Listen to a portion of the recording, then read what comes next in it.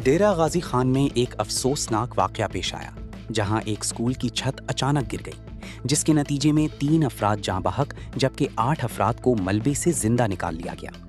Rescue 1122 के हुक्काम के मुताबिक हादसे की इत्तला मिलते ही इमदादी टीमें फौरी तौर पर जाए वक़वा पर पहुंच गईं और सर्च एंड रेस्क्यू ऑपरेशन शुरू कर दिया गया।